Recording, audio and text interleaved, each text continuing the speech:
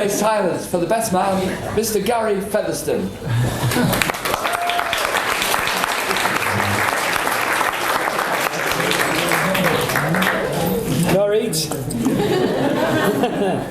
Right, I'm going to try my very, very best here. I'm definitely not a public speaker, I'm definitely not a comedian, but me and Danny are good mates, and Danny did say to me, to sort of encourage me and look after me, he said, every time I make you lot laugh, or every time you clap, he's going to put £100 behind the bar tonight. So, that's really, really well done.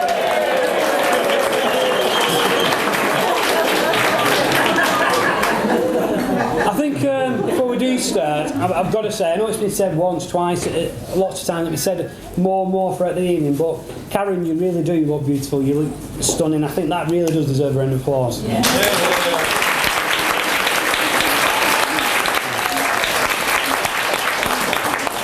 And the bridesmaids as well. I know there's one person in particular who really likes the bridesmaids sat on that table. I'm not going to mention Barry's name, but if there is anybody single, you know, he's over there, he's looking very dapper. But yeah, the bridesmaids, you looked absolutely beautiful today, and I think you also deserve another round of applause.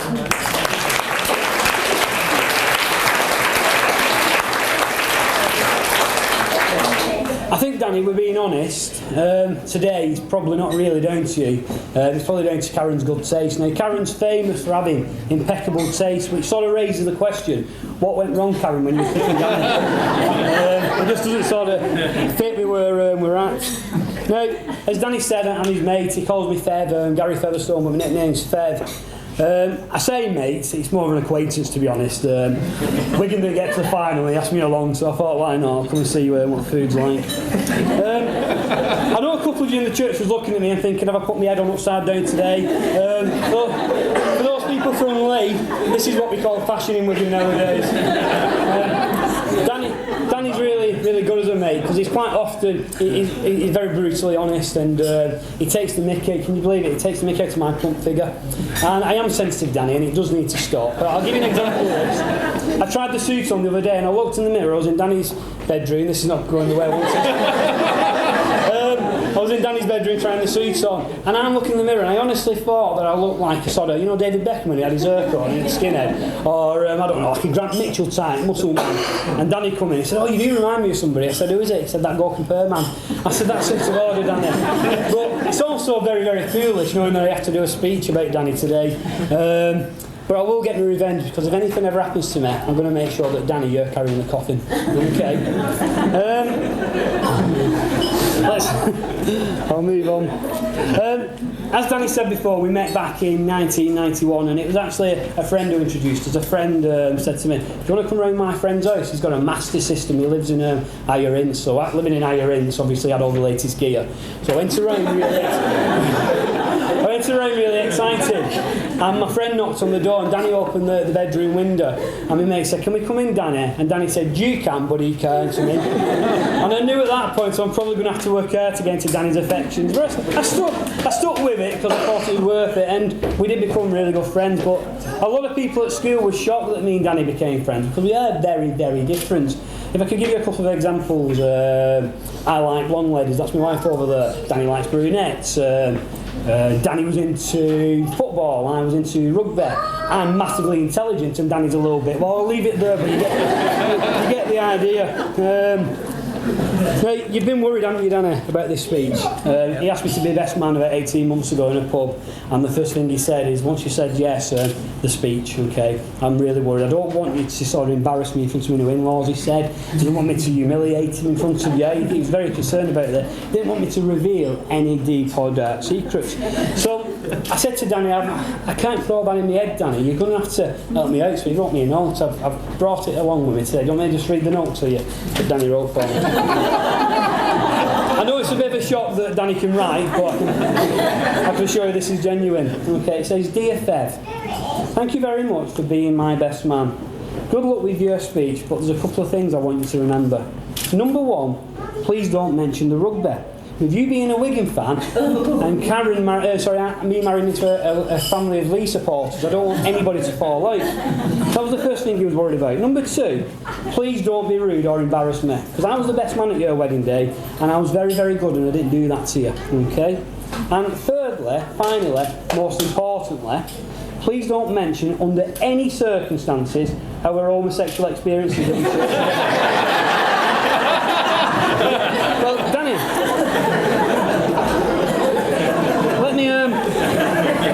let me put you at ease, Danny. So I'm going to talk you through those 3 things. The first one, if we go back to the rugby, I'm not going to mention the rugby. We're here today to support you and Karen. Okay, not Wigan, not Lee, but you and Karen. There's no need for me to really mention how successful Wigan has been. There's probably no need for me to mention what a bigger club we are. So I'm just going to keep away from it, alright, so I'm not going to bring it up.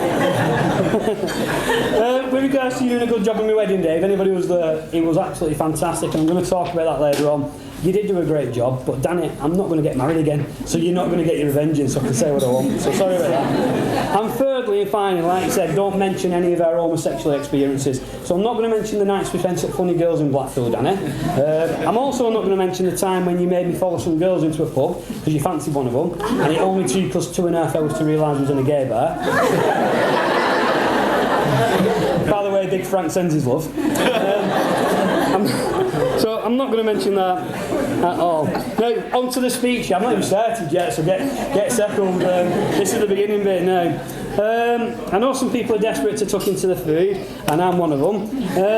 But I'm going to be a little bit romantic here and say it's an absolute honour, Danny, to be your best man. I really do appreciate you asking me, and I want to thank Danny and Karen for letting me be involved in today, and I mean that from the bottom of my heart. Okay, so I want to give you a round of applause of my own, because I'm really, really enjoying myself today, so thank you. If you join in, you want to sit behind the bar.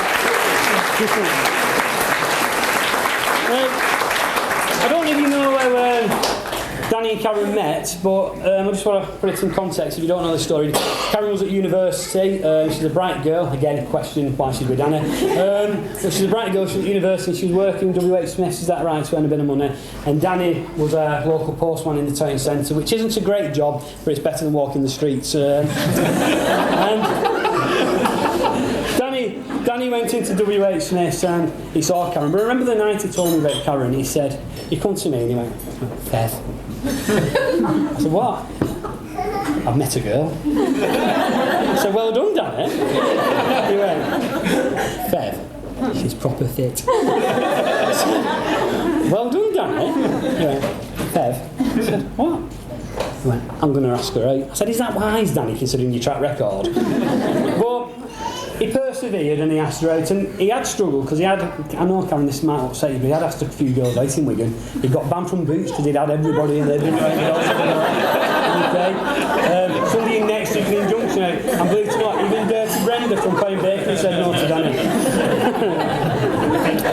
Anyway, 6 months went on, because Danny was never the fastest of movers. 6 months went on and Danny came back to me and said, Feb, you remember that girl from WH Smith? Yeah. I've asked her out. I said, never mind, mate. He said, no, you're not listening to me. I've asked her out, and she said, yeah. I said, you what? I want to meet this woman. Who's this woman willing to take that on? She has got to be pretty awesome. Karen, when I did meet you, you were pretty awesome. You're a great girl, you're lovable, everybody likes you, and you deserve a loving and caring and a beautiful husband. And I'm not going to rest until I find out what's happened here today. We'll get to the bottom of it. So, what can I tell you about Danny Taylor, the D-Dog, the Taylornator?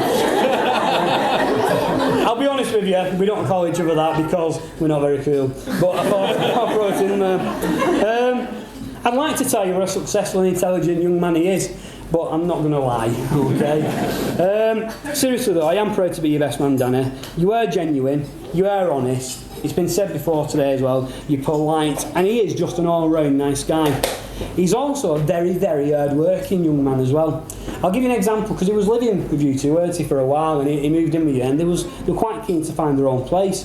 Anyway, they found somewhere towards near the church in Westley, and it needed a lot of renovation work. And Danny came to me and he said, you know what, Fev, I can't wait moving there with Karen. I said, why not? He said, I'm going to do some banging, and I'm going to do some screwing in there, he said. And I tell you what, he says he's doing it all the time, God bless him, you know. So, have I missed something here? I don't know what's gone wrong here. We don't have many stories that we can share, me and Danny, out here today without getting arrested. But there is one that I want to share with you, and it goes back to 1993 and a school trip to Euro Disney. And there was me and Danny, John and Barry was on this trip. And we get on the coach, and I'd had a crush on this girl for a while called Lindsay Slater. You're not here, are you, by the way? Lindsay Slater. And Lindsay Slater was sat at the back with all the cool kids, nevertheless, Danny was at the front. And I went to the back, and Lindsay said, "You want to sit here?" Oh, yeah, I'll sit there, yeah.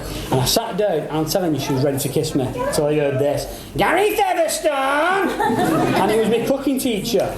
And I went down, and I said, "What's going on?" "Danny Taylor's being sick, he wants you to sit with him." Spending 14 hours having a snog on back at bus, I spent 14 hours rubbing his back while he puked into a Tesco. And I vowed that day. I sat there and I went, I will get revenge. So, on your table, guys, there's a little envelope there for you.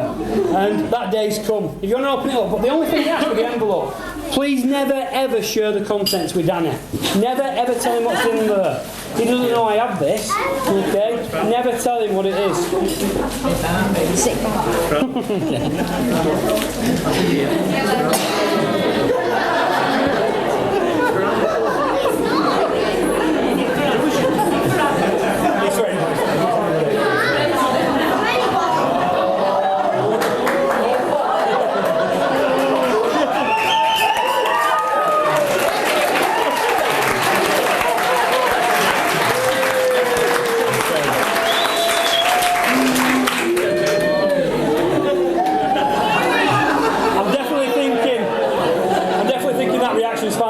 Danny.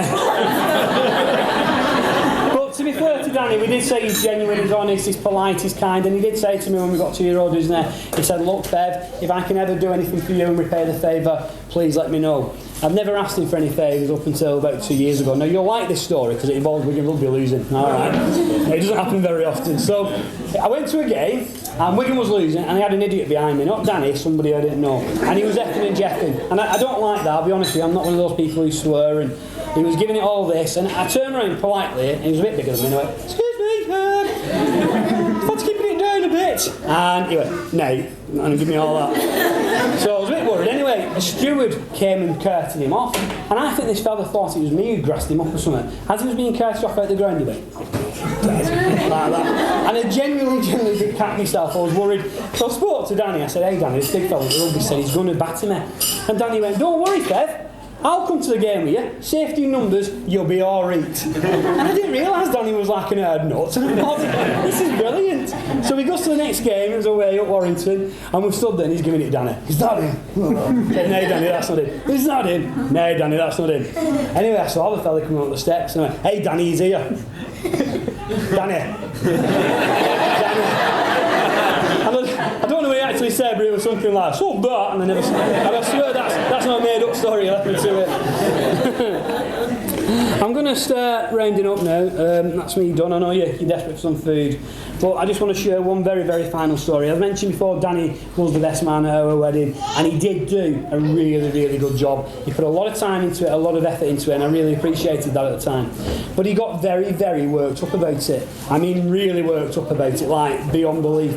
And throughout the meal, he got redder and redder and redder. So much so, if you would have put him in a field of tomatoes, you wouldn't have found him. Right? And he got really, really, really worked up. And we had people, because we had our meals first, coming to the desk, to the top table going, "Is he okay?" And then somebody from the hotel came to us and said, "I honestly think your best man might be having an heart attack." And there was some concerns.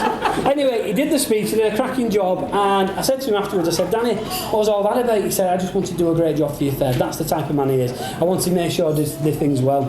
And it is the type of man he is. But interestingly, today I was worried about him. And we go in the church, and I was looking at that famous red face, and I'm thinking, it's all right. And I said to him, I said, "Danny, what's going on? You've not gone red, you don't look like you're having an heart attack." And he said to me, "When you've met the one, what's to worry about?" So, if you want to stand one last time, raise a toast to the new Mr. and Mrs. Taylor. Mr. and Mrs. Taylor.